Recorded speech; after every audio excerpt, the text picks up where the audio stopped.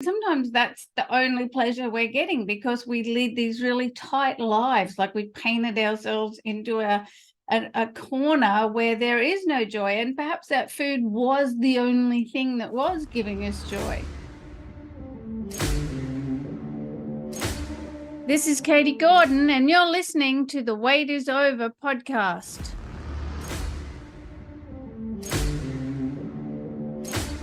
Welcome, health and freedom seekers. Sit back and relax as you come on this journey of overcoming obstacles so you can lose weight, gain health, and live the life you've been looking for. Hello, listeners, and welcome to this week's show. I'm your host, Katie Gordon, and the wait is over with Dietless Living 360 degrees. There's no recipes, food regimes, or exercise programs to follow.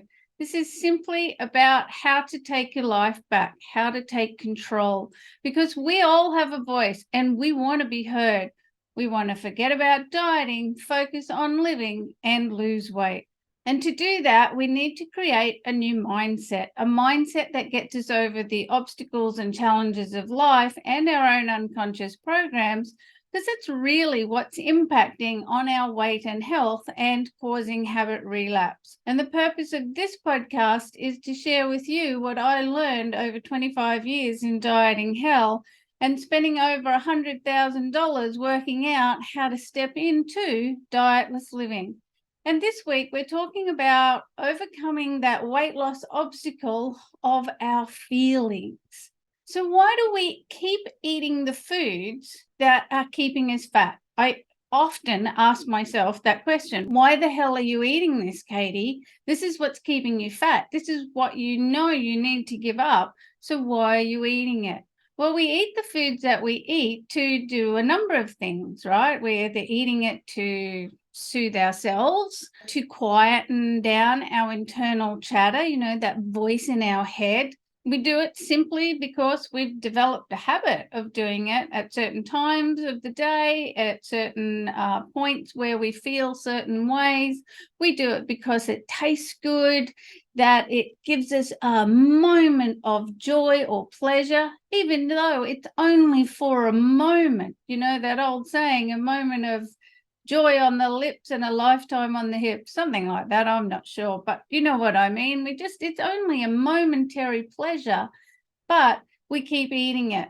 We also eat the foods that are keeping us fat because it takes the edge off of stress and grief and pain and sadness and dread, or whatever the emotion or emotions are that we've trained ourselves to resolve with food and beverages. But then we go on a diet. Eek! You can see where I'm going with this, can't you? So what happens now? Now that we're not able to soothe our emotional self with food or beverages, now we're not able to shut that voice up in our head by eating something, now that we're not giving ourselves that moment of pleasure from whatever the food is that we were eating, and sometimes that's the only pleasure we're getting because we lead these really tight lives, like we painted ourselves into a corner where there is no joy, and perhaps that food was the only thing that was giving us joy. And what are we doing if we're not using food to salve our uncomfortable feelings? And more importantly, what are we doing if we're not using food to take the edge off of that pressure cooker that is tightening in our chest, that is our stress?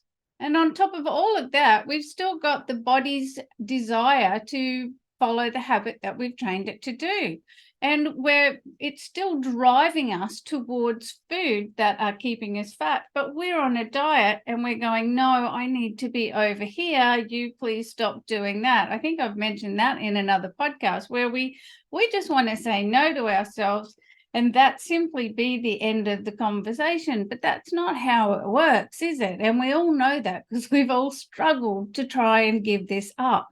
And this is actually why 12-week challenges are so popular, because we feel that we can manage all of this discomfort for 12 weeks. But we all know what happens at the end of the 12 weeks. We have a habit relapse, either gradually or instantly in some cases for me. Boom, the 12 weeks is over. I am done. I'm like a locust on a wheat field, and all that hard work is just lost. But really, it just doesn't matter what weight loss program we're on. If it's putting restrictions on any of those outlets for our emotional salvation, we're going to run into trouble. This is a big obstacle for us, and this is a really huge one for why we habit relapse, because we have to learn to do things differently. And for me, whenever I went on a diet, when I start restricting my food and I wasn't using food to take care of my emotional states or soothe myself or release my stress, my retail therapy went through the roof. And I tell you, thankfully, that was before the time of online shopping, or it would have just been devastating.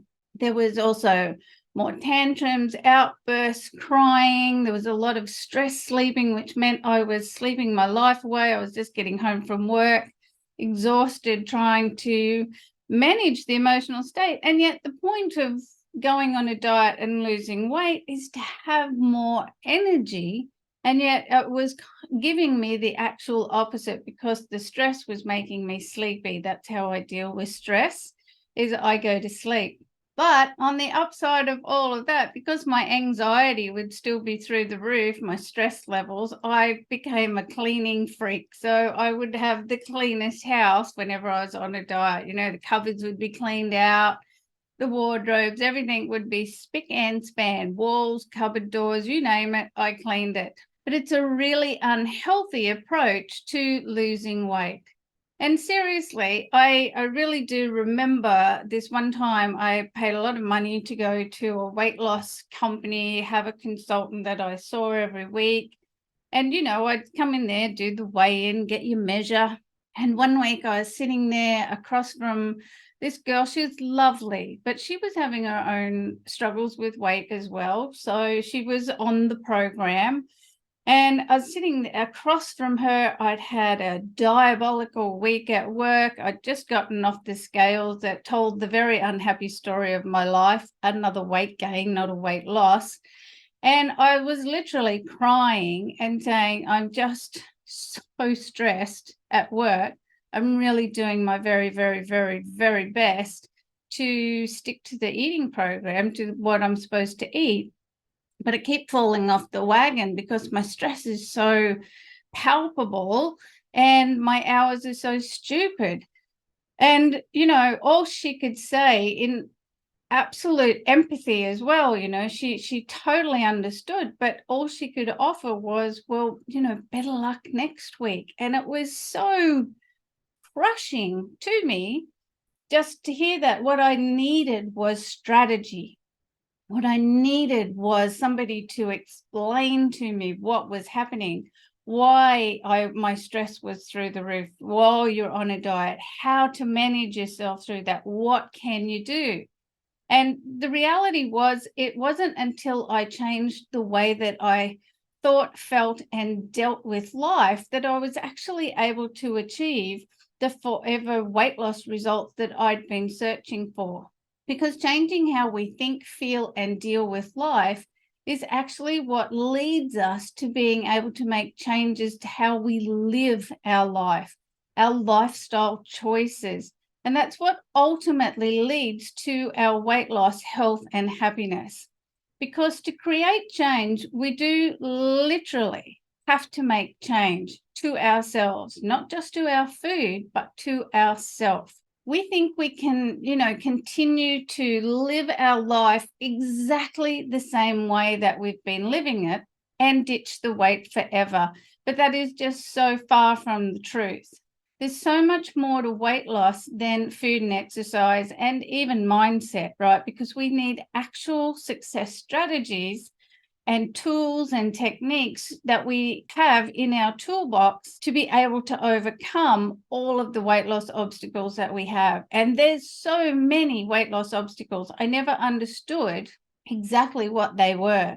I just thought my weight loss obstacle is what I'm putting in my mouth, but there's just so much more to it.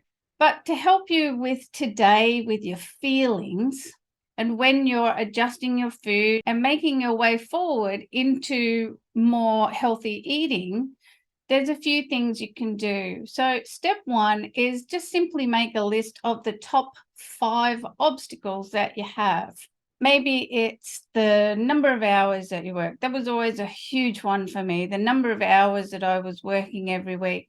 Maybe you're trying to parent like you don't work, and maybe you're trying to work like you're not a parent. Putting unrealistic expectations on yourself. Are you exhausted with no energy left to exercise? Is it that your life is just so nuts that you haven't got time to prepare your food and you're constantly outsourcing that to someone else? And that's really what's keeping us overweight. Maybe you're coming home and crashing on the couch every night and then just grazing your way through till bedtime. Maybe you have a spouse or partner who would feel threatened if you lost the weight and looked great. This is actually a real thing. Partners suddenly notice that their wives or husbands are losing weight and they start to fill the fridge with things that are really tempting to them. Is it simply that you have no time to rest or take a day off from the chores and responsibilities of your life? Whatever it is, list out your top 5 obstacles to losing weight. Step 2 is simply write 2 strategies out for overcoming each one of those obstacles. And step 3 is start implementing those strategies every day. Step 4 is track your progress. It's your life, your health. You want to be involved in how all of this turns out.